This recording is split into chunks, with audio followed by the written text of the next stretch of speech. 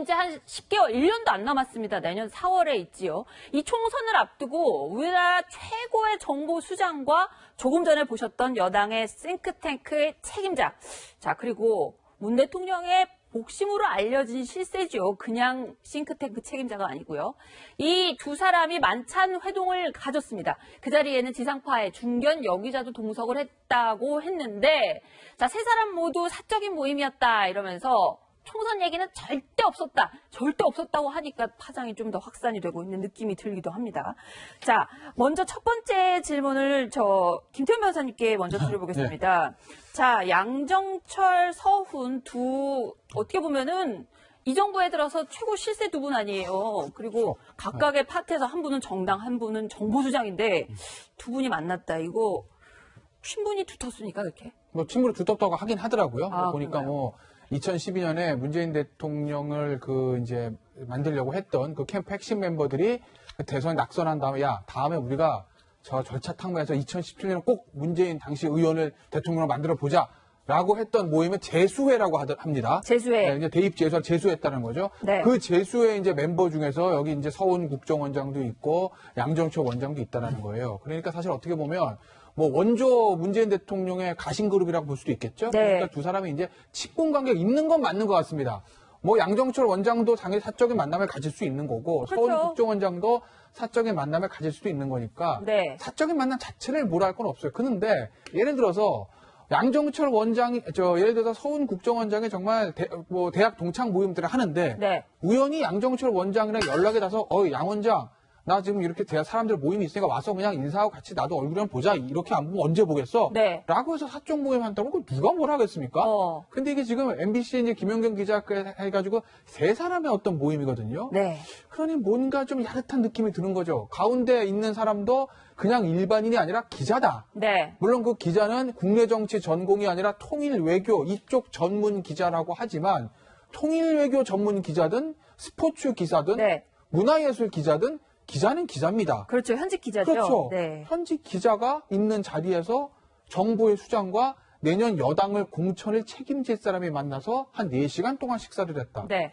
과연 거기서 정책이 없었을까 하는 그런 야릇한 생각도 들고요. 그리고 어찌됐든 간에 우리나라는 국정원이 정치 개입을 한 흑역사가 있습니다. 네, 그렇죠. 현 정부는 저는 절대 그러지 않을 거라고 믿어 의심치 않지만 네. 어찌됐든 간에 이 여당의 공천을 책임진 사람과 정부의 정보기관의 수장이 4시간 동안 같이 시간을 보냈다는 건 어쨌든 야당과 언론으로 하여금 여러 가지 의혹을 제기하고 의심스러운 눈초리로 바라보게 하는 그런 판을 스스로 만든 것은 맞는 거죠. 자, 그런데 최 교수님, 예. 지금 그 양정철 원장 같은 경우에 그러니까 세 사람의 모임이죠. 만찬회동을 찍은 저 매체를 향해서 황색 저널리즘이다. 정치를 모르는 매체다.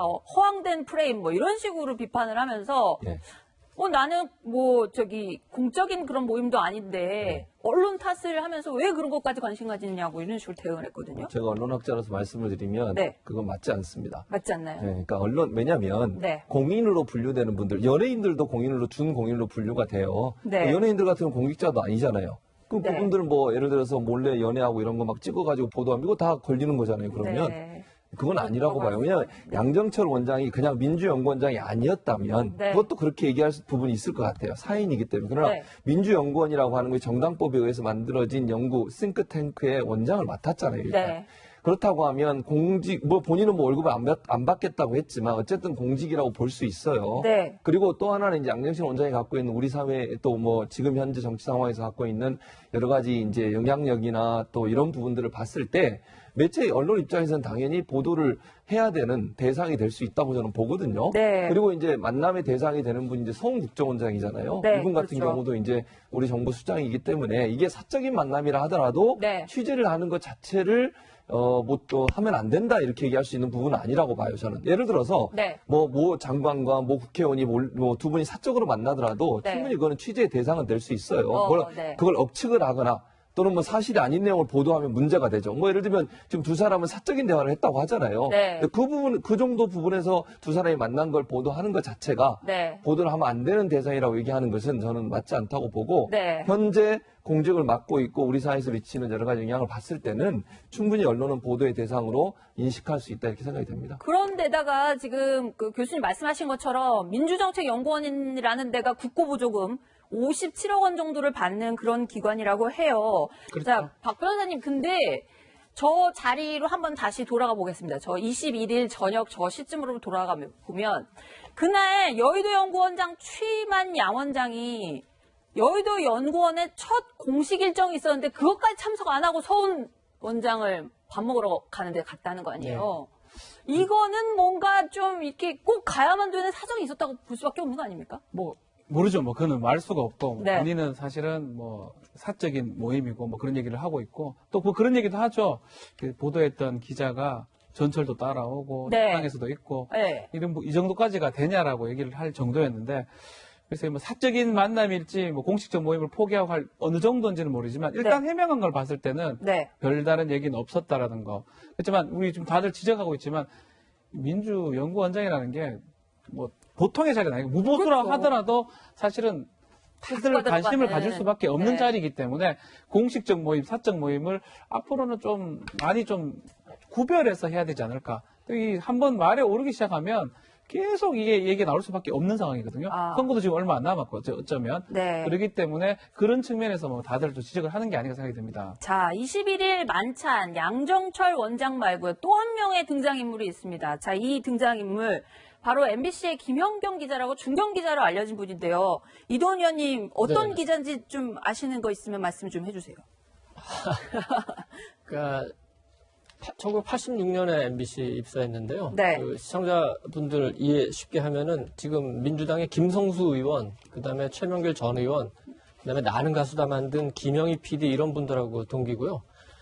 이제 아나운서로 입사를 했는데 네. 초반에 그 통일전망대 맡았는데 굉장히 잘해가지고 계속 그 분야만 하다가 아예 기자로 발탁이 돼가지고 북한 문제만 계속 취재를 했습니다. 그래서 전문 기자 비슷하게. 서훈 원장뿐만 아니라 네. 역대 아마 그 통일부 장관들하고는 아마 다 가까운 그 사이로 알고 있습니다. 네.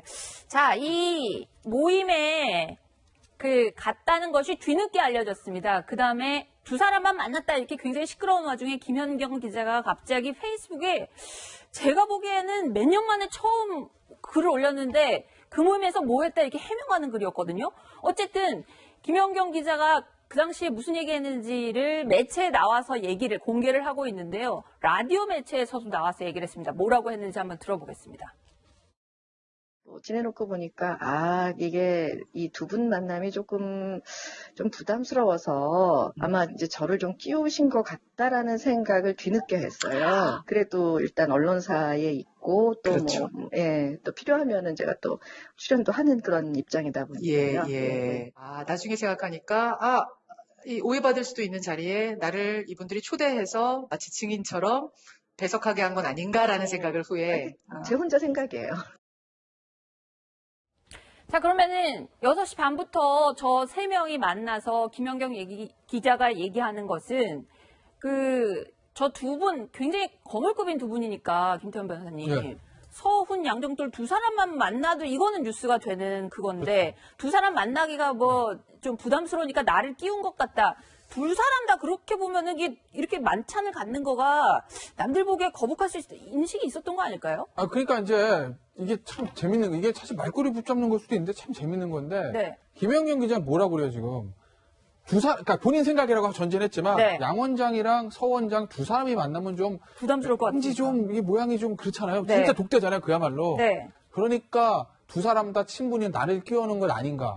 그럼 김현경 기자의 생각에는 뭐냐면 서 원장하고 양 원장 두 사람의 만남을 주고 본인은 종으로 들어간 걸로 생각한 거예요. 근데 이 사건 처음 터졌을 때 양정철 원장한테 왜 독대했어요? 그랬더니 만났어요. 한 얘기가 뭐냐면 뭐라 했죠? 내가 국내에 들어와서 원래 친하던 사이가 문자 메시지 보냈다 하고 네. 그랬더니 내가 오늘 지인이 아니라 지인들이랑 모임이 있는데 당신 와서 같이 합류해 이렇게 했다는 거거든요. 그럼 양 원장 얘기는 뭐냐면 서 국정원장하고 김현경 기자 모임이 주고 본인은 종으로 끼어들었다는 거예요. 그 모임이 지금 누가 어떻게 세팅했는지 제가 알 길은 없으나 서훈 국정원장을 놓고 왼쪽에 김현경 기자, 오른쪽에 양정철 원장이 생각하는 그 모임의 세팅 방식이 달라요. 두 개가. 그런가요? 그렇죠. 두 사람 다 각자가 본인이 종이라고 생각하는 거예요. 네. 상대방과의 모임이 먼저 만들어졌고 나는 나중에 이렇게 끼어들어간 이렇게 생각하고 있는 거거든요. 두 사람 네. 다 각자. 네. 네. 그러니까 이게 과연 어떻게 만들어진 모임인지 정말 안에서 정치 얘기 하나도 안 했을지 자꾸 그런 의혹들만 생기는 거죠. 말끔하지가 않으니까. 자, 일단 그래서 그 4시간 동안 무슨 얘기를 했는지 김연경 기자와 양정철 원장, 민주연구 원장이 했던 이야기들을 토대로 한번 저희가 정리를 해봤는데, 자, 일단 양 원장 같은 경우에는 이제 외국 생활을 오래 하고 왔기 때문에 그 외국 생활 얘기를 4시간 동안 얘기했던 화제 중에 하나였다. 그 다음에 뭐 서훈 원장이 있으니까 한반도 정세라든지 국정원 개혁 뭐 이런 얘기들도 했다. 그 다음에 세 사람의 과거 인연 뭐 이런 얘기들도 했다고 하는데, 최 교수님 그러면 네. 저 얘기를 4시간 동안 하면서 내년에 총선이 어떻게 될지, 선거가 어떻게 될지 이런 얘기는 정말로 하나도 안 했다는 건가요? 그렇게 얘기하고 있잖아요, 지금. 네. 그러니까 뭐 그건 우리가 알 수가 없죠. 한반도 정세 얘기 같은 걸 저 세 분이 뭐 계속 그렇게 왜냐하면 이야기하시고. 이제 세 네. 사람 예를 들어서 김연경 기자 같은 경우에는 이제 아까 뭐 김태현 변호사 얘기했지만 북한 문제, 통일 문제, 외교안보 문제 이게 전문 기자잖아요. 그냥 아마 그 김연경 기자 말에 의하면 서훈 국정원장하고 두 사람이 만나기로 약속이 돼 있었던 것 같아요. 네. 그러다가 김연경 기자한테 전화를 해서 서 원장이 양정철 원장도 함께 합석이 되겠느냐. 그래서 괜찮습니다 해서 그렇게 세 분이 만난 걸로 돼 있거든요. 그래서 네. 아마 두 사람이 이런 외교 안보 문제, 서훈 국정원장 입장에서는 이제 국내 파트의 정보를 수집하는 기관이 없어졌잖아요, 국정원 내에. 그렇죠. 그러다 보니까 이제 주요 사람들을 만나서 이제 여러 가지 의견을 듣는 것 같아요. 네. 그 과정의 하나로 아마 김연경 기자를 만나기로 했던 것 같고, 네. 그 자리에 이제 그 양정철 원장이 2년 동안 어쨌든 외유 생활 하다가 이제 원장이 됐으니까 민주연구 원장이 됐으니 네. 축하도 할 겸 뭐 또 오랫동안 2012년부터 알고 지냈던 사이잖아요. 그런 사이이기 때문에 축하도 하고 덕담도 나누고 이러려고 아마 합류를 한 것 같아요. 네. 그러다 보니까 자연스럽게 이제 저기 나온 것처럼 본인의 외국 생활 뭐 만나면 그런 얘기 하잖아요. 뭐 우리도 일반적으로 만나면 오랜만에 만나면 만나자마자 무슨 뭐 정치 얘기하고 이런 거 안 하잖아요. 네. 대장 뭐 어떻게 살았냐 뭐 이런 얘기 하다가 나중에 이제 김영현 기자와 함께 만나서 아마 외교 문제, 북한 문제 이런 문제를 주로 얘기하지 않았을까. 라고 생각이 들고 네. 민감한 시기에 또 김연경 기자가 있는 데서 어쨌든 이런 민감한 얘기를 하게 되면 그게 네. 또 어떻게 되든 다 밖으로 흘러나갈 가능성이 있거든요, 충분히. 그런 네. 차원에서 아마 그런 총선에 관련된 뭐 국정원의 개입이나 이런 문제를 얘기했을 가능성이 낮다고 봅니다. 김연경 기자하고 양정철 원장은 저렇게 쉽게 만나는 사람이었는데, 서훈 원장 사실 국회에서 가장 카운터 파트너고 제일 핵심이라고 할 수 있는 정보위원장, 국회 정보위원장인 이혜훈 의원은요, 개인 번호도 모르는 분이다. 나한테 개인 번호까지 안 가르쳐 줬고, 나하고는 내가 정보위원장 되고 난 다음에 단 한 차례도 독대가 없었다. 굉장히 화를 낸 이혜훈 의원. 자, 지난주에 라디오 매체하고 잇따라 인터뷰를 했는데요. 일단 얘기를 한번 들어보겠습니다. 제가 정보위원장 취임하고 지금까지 단 1분도 독대한 적이 없습니다. 심지어 정보위원장인 저에게도 지난 하노이 회담을 하는 당일날 제가 좀 급히 제안을 할 아이디어가 있어서 연락을 해야겠다. 전화번호를 달라. 5번이나 요청을 했는데 아무나 국정원장에게 얘기할 수 있는 사람이 아니다.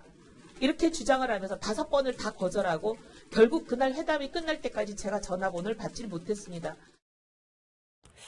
자, 저도 옛날에 일선 기자로 있을 때, 뭐 지금도 그렇지만 국정원에 취재하고 그러면요. 국정원 누구 만나거나 그러면은 그분들 예를 들어서 저랑 그냥 학연이나 그냥 뭐 인연 때문에 우연히 알게 돼서 정말 상관없는 밥을 먹어도 국정원 직원하고 먹으면 꼭 그 국정원 직원이 그러더라고요. 저 기자하고 만났으니까 너 내 친구지만 너랑 만난 거 보고해야 된다고.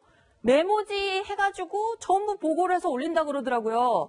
저는 궁금한 게요, 이도현 의원님. 네네. 그 국정원장 저기서 저렇게 기자도 만났고 심지어 여당에 뭐 총선 병참 기질 하겠다고 하는 실세까지 만났는데 저거 원장은 보고 안 해도 되나요? 뭐 동행한 보좌관들이 뭐 정리해서 필요한 파일을 남겼겠죠. 네.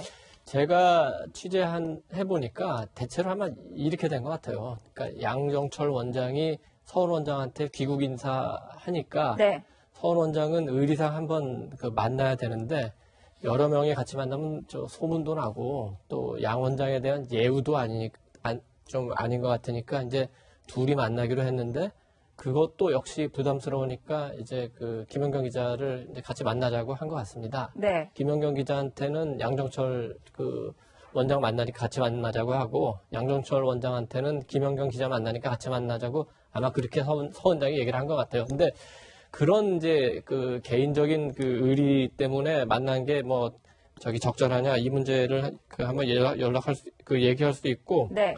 이제 그러면 내용과 관련된 이제 문제인데 네. 국내 정치를 얘기 안 했다는데 뭐 선거 관련해서 얘기를 안 했다면 사실은 뭐 그게 더 저기 자연스럽지 않긴 한데 어쨌든 뭐 그렇다니까 그렇다 네. 치고 네. 세 가지 얘기를 했다고 그러지 않습니까? 양 원장 외국 생활 얘기, 한반도 정세, 세 사람 과거에 있는 1번, 3번은 아무것도 아닌 것 같고 두 번째는 굉장히 중요합니다. 한반도 정세. 네. 네. 그러니까 이게 뭐 남북 관계인데 지금 국정원에서 하는 게 이제 남북 관계 그 물밑 접촉이거든요. 그렇죠. 그래서 향후에 남북 관계가 어떻게 전개되는가를 안다는 거는 선거를 기획하는 사람한테는 굉장히 중요한 정보예요. 네. 예를 들어서 내년 4월에 총선이 있는데 남북 관계의 흐름상 2월 달에 김정은 위원장이 온다. 2월 달에 뭐 온다. 남북 정상회담이 가능할 네. 수 있을 것 같다. 네. 5월 달에 뭐 김정은이 서울에 올 수도 있을 것 같다. 네.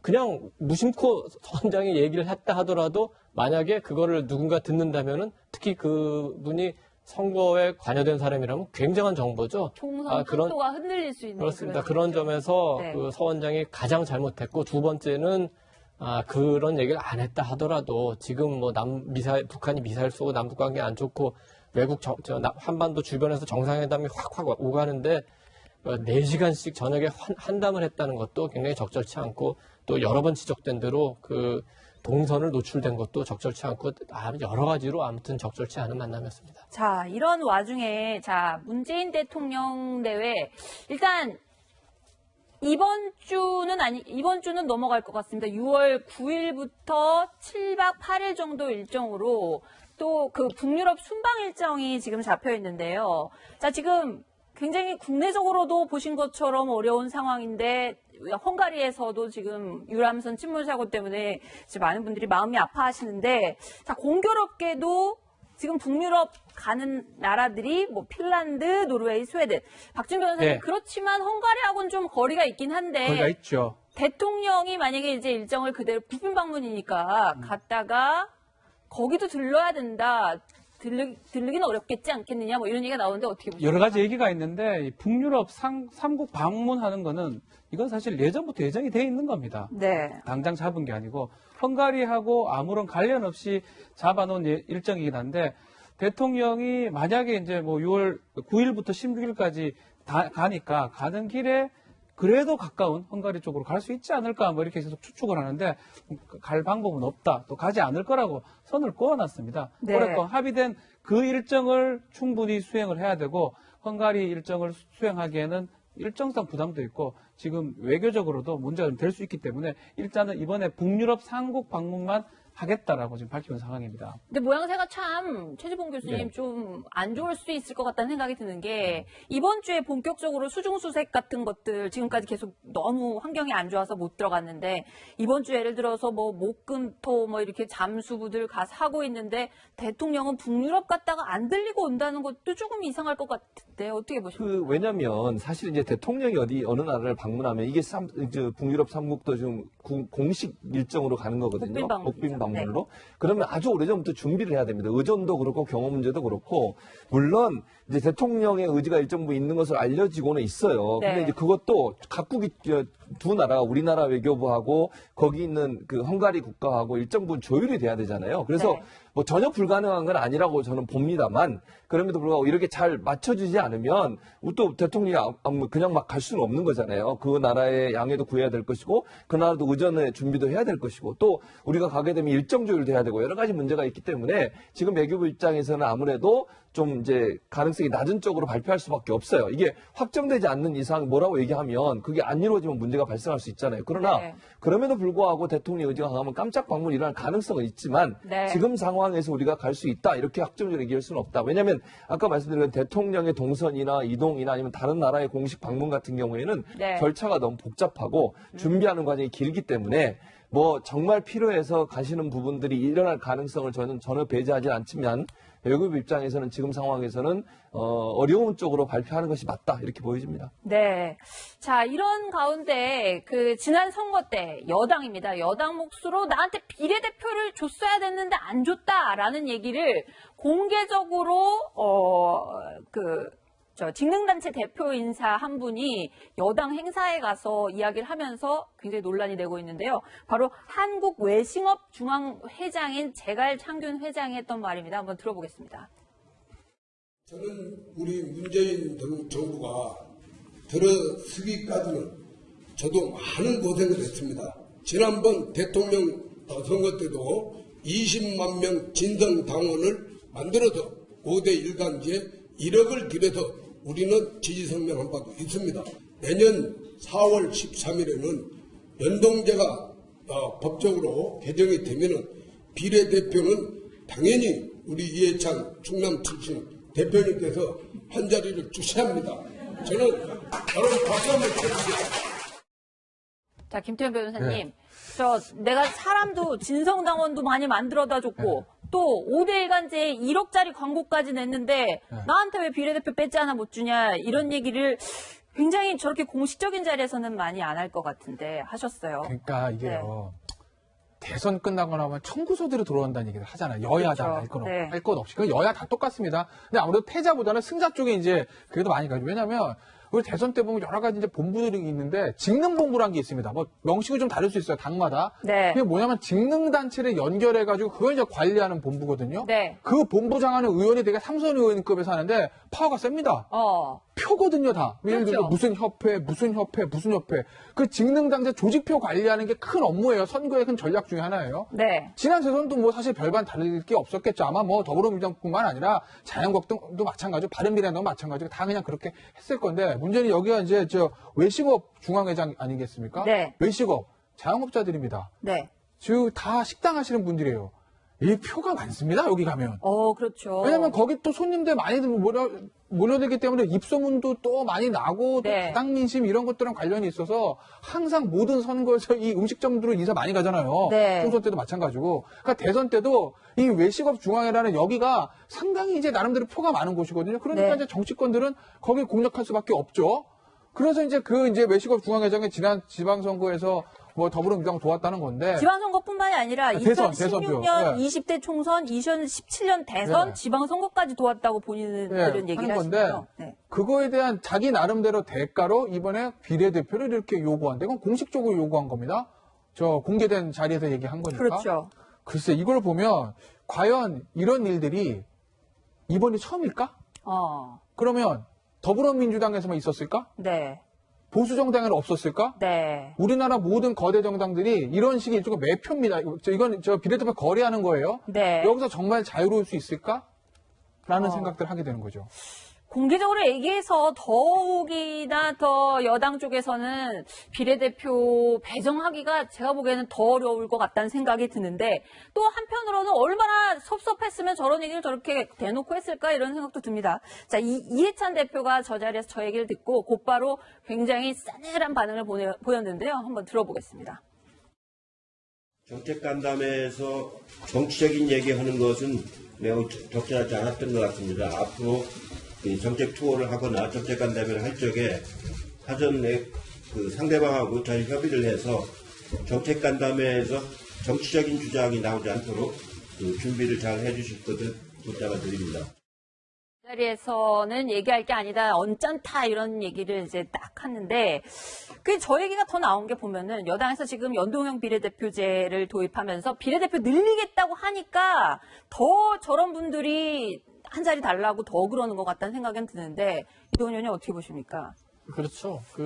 지금 이제 현재 지역구가 253석인데 225석으로 줄이고 이제 그만큼을 비례대표로 늘리겠다는 거니까. 근데 비례대표 자체에 대해서는 국민들이 좀 의구심이 있습니다. 우리가 대표적인 게 2008년 총선 때 당시 친박연대 서청원 대표가 그 비례대표 공천 대가로 32억 받아가지고 1년 6개월 실형 선고받은 적이 있거든요. 그리고 지난 2016년 총선 때도 그 당시 여당 새누리당에서 공천 갖고 청와대하고 여당도 갈등하지만 여러 가지 문제점들이 있었는데 그 비례대표 문제가 가장 컸거든요.